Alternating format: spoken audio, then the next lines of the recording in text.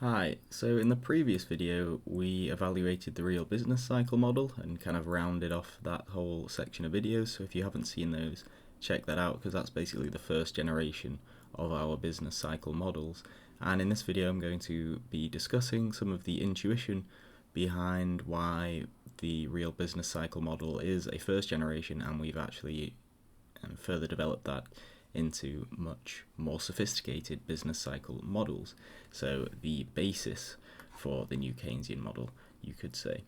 So in the RBC model, we focus purely on technology shocks, or shocks to the supply side, which cause business cycle fluctuations, and then we had an internal propagation mechanism coming through productivity shocks, and we had perfectly competitive markets, so we had prices adjusting flexibly, and everything that was done in the model was optimal. So having our fluctuations, our increases and decreases in output, those were coming purely from our micro-founded individual optimization, so there was nothing untoward happening. People were adjusting and everything was fine.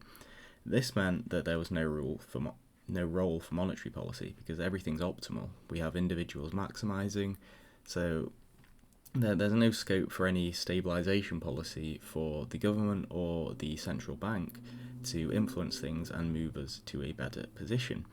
And obviously our monetary policy makers are not big fans of this.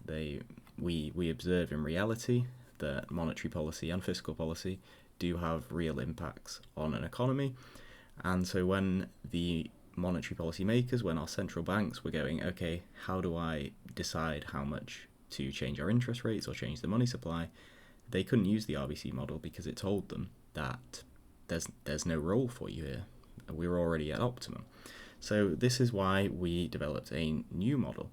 And so what I'm going to do in this video is to just go over this basic model to show how we can bring in a scope for monetary policy, and in the next video I'll introduce the new Keynesian model. So we haven't yet modelled a role for monetary policy.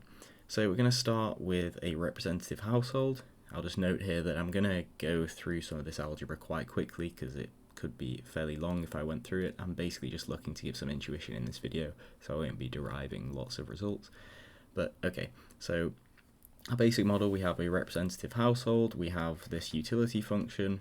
As before, it's additively separable. We've got a discount factor beta for future consumption. And now we're going to have this lifetime budget constraint, which is this blue equation here.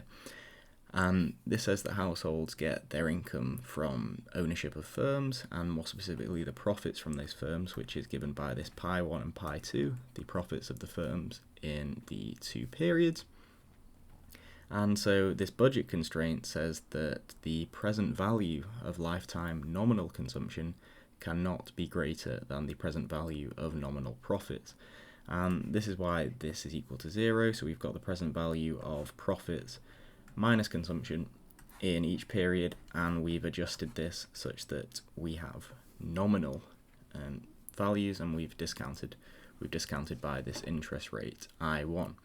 So we've assumed that we've got this nominal interest rate I1, which allows us to save and borrow at this market interest rate and move our consumption from period 1 and period 2.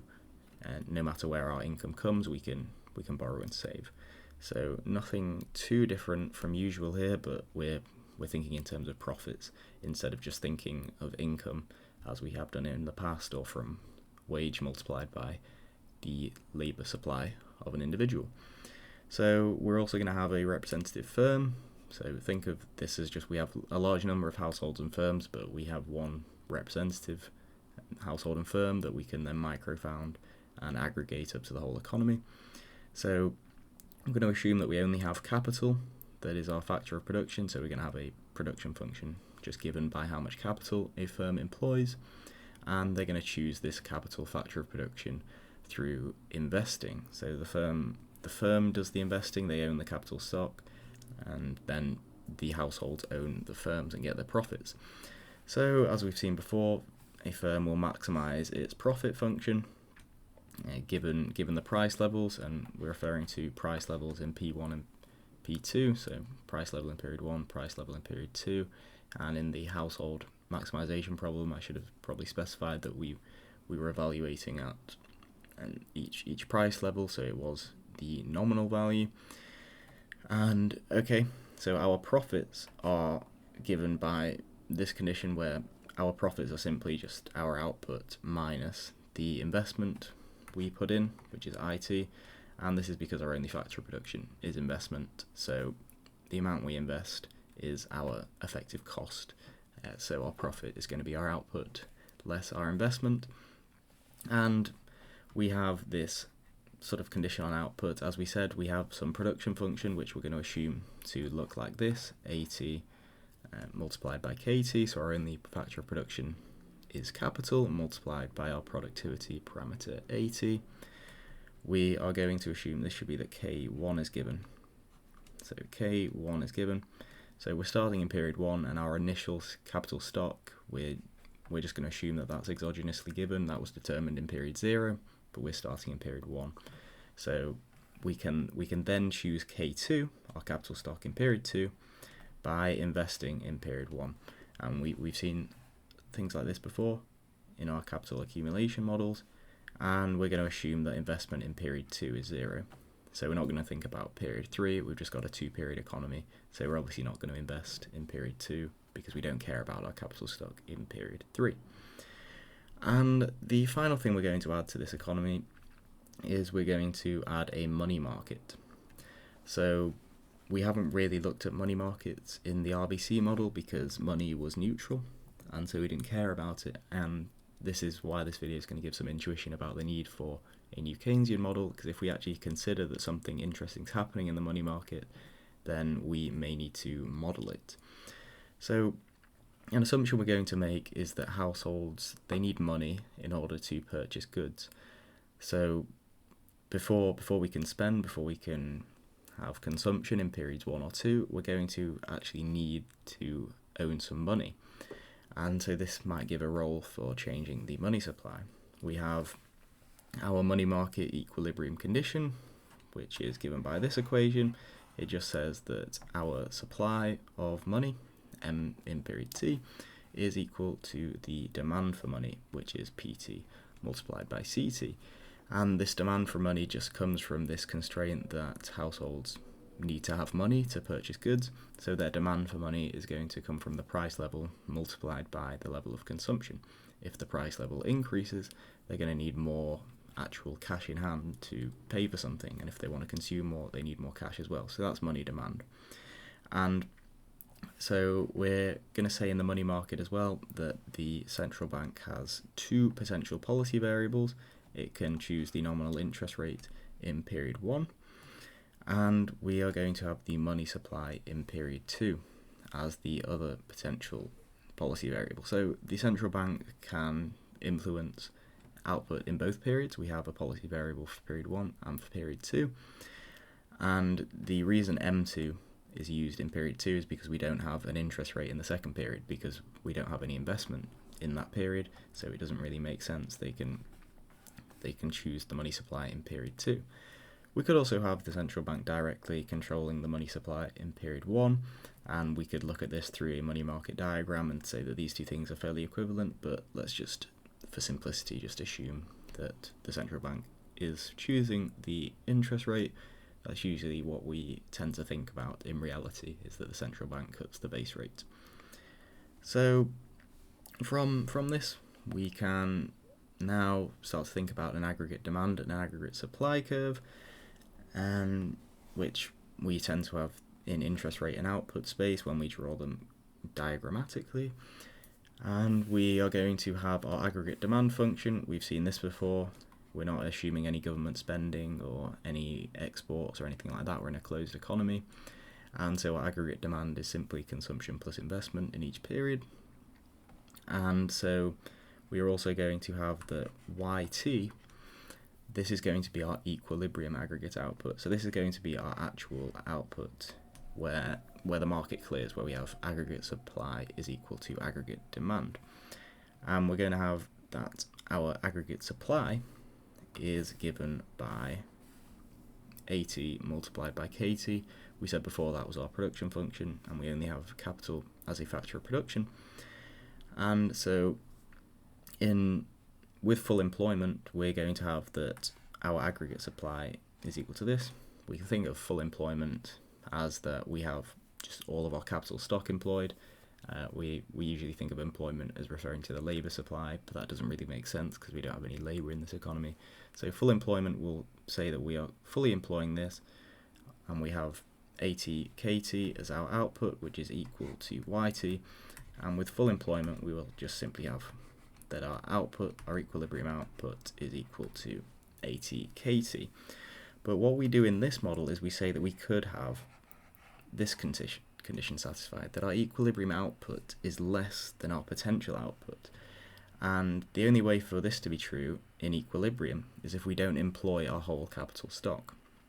So this inequality could hold if we don't have enough aggregate demand, which is consumption plus investment, to justify employing the whole capital stock. So we could be at a state where we're not completely employing all of our capital stock, and so our equilibrium output may be below potential, and we have an output gap. So okay, now we've established all of those equations, we can solve and see what happens. So as I said, I won't go through all of the workings because it's not that instructive. We've done a lot of them in previous videos, so if this is all new, then check those out. But so we want to initially solve the household's optimization problem, and we know that they're optimizing some utility function with respect to their budget constraint, which is given with respect to profits of the firms they own. So we've done this before, and we just derive the Euler equation from this optimization problem. And okay, I'll move on from this, but just we're going to be using this later on and substituting it into our other equations to get our equilibrium. And we're also going to have that the firms are going to choose the investment, so investing in period 1, in order to maximize their profits. And they're maximizing subject to the constraint of the technology, which is that output is equal to the productivity parameter A multiplied by the capital stock. And we will just do a first order condition. We did a first order condition up here, but we call it the Euler equation. And okay, the firm's maximization problem is this. A2 is equal to the ratio of price levels multiplied by 1 plus the nominal interest rate. So we have these optimality conditions for each firm. And in equilibrium, we're going to have our markets are clearing. So we have that our, this should be a 1. No, it shouldn't. Sorry.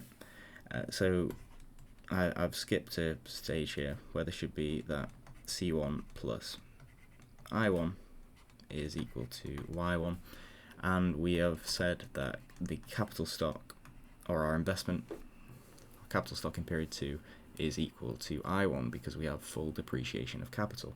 So that's why that looks a bit strange, and it initially looks a bit strange to me. So our output in period 1 is equal to our consumption in period 1 plus our capital stock in period 2. This is because we've assumed that we're in equilibrium. Our output in period 2 is going to be our consumption in period 2. As we said, we don't have any investment in period 2, so we could write this as I2 plus C2, but we know that this is actually equal to 0, so we just cancel it out. And our money market clears, so we have money supply is equal to money demand. So these are our equilibrium conditions. Now what we can do is consider that we have flexible prices. So this is what we considered in the RBC model. I said right at the start of the video we assume flexible prices, perfect competition. And this flexible prices assumption, it implies that our output is at the potential level, because we have that our prices can adjust to ensure this. So if we have say a negative demand shock to our economy, well, our prices will just adjust so that we can employ all of our capital. And so we have this assumption. And one more assumption I'm going to make is that we have this utility function. This is constant relative risk aversion utility function, and our sigma term here is our elasticity of substitution, which I've also used in a previous video. We could call this an isoelastic utility function, and we need this in order to get an actual value for our Euler equation.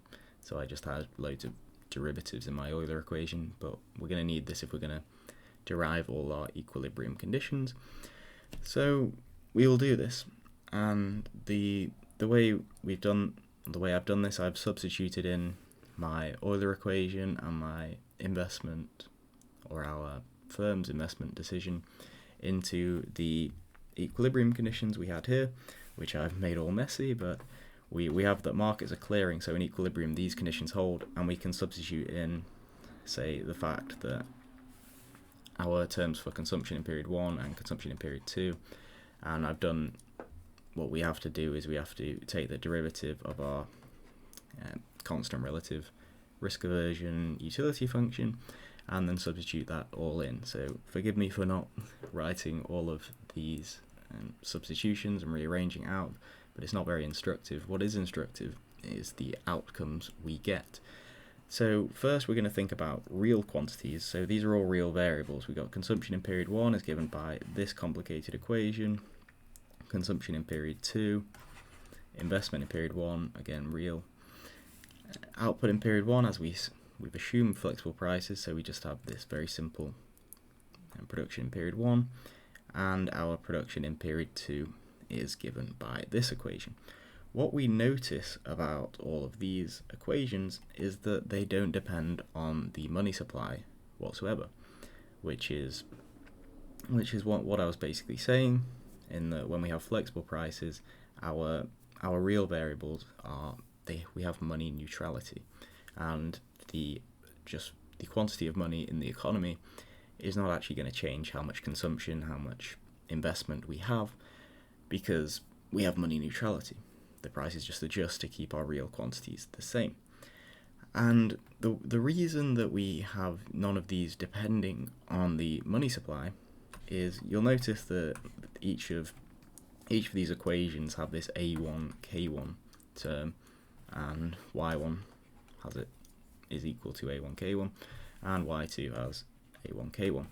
And so, as we know, A1, K1 is just equal to Y1. We've written it down as one of our equations here. And so this is where the money neutrality is actually mattering for us in this equation, because we've said we have flexible prices, so the prices are going to adjust so that our output in period 1 is at the potential level. Now, if we were to consider that our prices do not adjust, so that this is true, well then potentially this term, or Y1, is going to depend on the money supply, or it'll depend on our interest rate, or our price level, or however we want to call it. But we may no longer have money neutrality, and I'll get to that. But this is the basic point. Just notice that all of these equations just depend on this Y1 term, but we've been able to just make this simple substitution. And okay, I've written down our nominal quantities as well. So these are now our nominal variables, our price level in period 1 and 2, and our money supply. And of course these do depend on our money supply, our interest rate, because these are the nominal values. These ones have adjusted based on any shocks to our money supply and our money market, and these have adjusted so that our real variables, well, effectively don't have to. So if in this economy we then have a demand shock, and what we're going to think about as a demand shock is we're going to consider a fall in productivity in period 2, which is going to be a reduction in A2, and we think about this in a lot of papers, and in the New Keynesian and RBC model literature, we tend to focus on a reduction in A2, and this links to John Maynard Keynes' idea of animal spirits, or just a reduction in confidence, where people are expecting productivity to fall in the future. Nothing actually changes today, we only actually have a change in something in period 2, but yeah, we have a reduction in productivity in the next period. So what happens if we reduce A2? Well, we can have a look at our equilibrium conditions, and again, I've made these all messy, but we can see that A2 comes into our consumption of period 1, and it comes in a very complicated way. So again, I'm not going to derive how we show the relationship between these two. We could just take a derivative of, we could do, say, the derivative of C1 with respect to A2, and we could see if this is going to be positive or negative. And this will actually depend on our value of sigma, which is our substitution parameter in our constant relative risk aversion utility function, and we'll tend to assume that this is less than 1. So we have our income effect dominating, so a reduction of A2 will then imply that households are going to feel poorer because in the future they're going to have reduced incomes, so this is going to reduce our C1. And this is the basic idea, that if we have a negative demand shock based on all these equilibrium conditions, the outcome is that we're going to have a reduction in consumption in period 1, we're going to have a reduction in investment in period 1. No, that's actually not true. We're going to have an increase in investment in period 1. Sorry, been writing all this down very quickly. But okay, if we look at how the investment term depends on A2, we can see that these are both in the denominator. So if we reduce A2, actually there's some more complicated dynamics going on here. But again, we'd have to take the derivative here, and you show that the investment in period 1 depends negatively on this productivity parameter given our assumptions. But okay, we have a reduction in I1, we have a reduction in the price level in period 1, and we can show that in the equation before. But the key thing that I want to focus on is that we have that output in period 1 stays the same. And this is because our output in period 1, it doesn't depend on A2 at all. It's just that it's equal to our productivity multiplied by our capital stock, and that's the assumption we've made, that no matter what happens to our future expectations of productivity, we're going to stay at our potential level because prices are able to adjust. And this is what the RBC model basically assumes. Now, what happens if we have sticky prices? And this is where the new Keynesian model comes into play. We haven't modelled this yet, but I'll basically just give some intuition about what could happen if we have some sticky prices. What do I mean by sticky prices? Well, our price level in period 1 is now fixed. It can't adjust to any shocks. We could say that firms aren't willing to adjust their prices. They have some sort of menu cost, but I'll get onto that in the new Keynesian model video. And P2 is flexible, so I don't have a bar on the top of this P2, so our price in the long run can adjust, but in the short run we have sticky prices, they're fixed. So what is the case here? Well, we could then have that our Y1 is less than A1K1. This inequality now exists, that we don't necessarily have the price level in period 1 adjusting so that the output in period 1 is at our potential output. And so this is this equation here, but we do have the price level in period 2 adjusting, so period 2 output is still going to be equal to period 2 potential output. So now I noted this before. What we previously did was we just took this for given that our output in period 1 is equal to potential output, but we cannot anymore use this because we just said that this is not necessarily true. We could have this weak inequality that doesn't hold. So when we look at our real quantities, C1, C2, where we were substituting in for Y1 before, we now have to substitute in with factors which depend on the money supply, because our output potentially depends on our money market. And I haven't gone through all these substitutions, but it's just the intuition that's important here. Consumption in period 1 now potentially depends on our money supply, and consumption in period 2 is the same.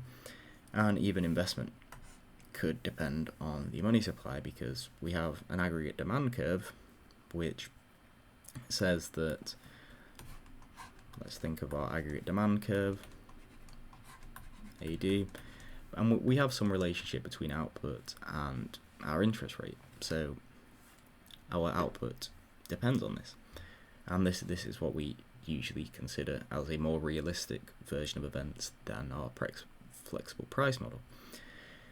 And so again, our output in period 1 now depends on the money supply, so does output in period 2, and we have our price level, which is some function. Our price level in period 2 can be some function of our price level in period 1. So now, given these new equations that we have just derived, what happens with a reduction in productivity parameter A2? Well, we can look at these, and we can see that still consumption in period 1 will change depending on what we call our sigma. Consumption in period 2 is very simple. We can see that these are just positively related, so if A2 falls, C2 will fall. Our investment no longer depends on this productivity parameter in period 2, so this is just going to be constant. But the most important thing that I want to focus on is that we now have our output in period 1 depends on A2. So shocks to confidence, demand shocks, are going to affect our current output. And this is what I've written down here. So a reduction in A2, we have a fall in C1, fall in C2. Investment is constant, but the key thing is that we have a reduction in output in both periods now. Nothing has changed in period 1 per se, we just have different expectations about the future. We have a negative demand shock, we have reduced output, we're no longer at our potential output, we're going to have our capital stock is lying idle, or at least some of it is lying idle, so our output in period 1 falls.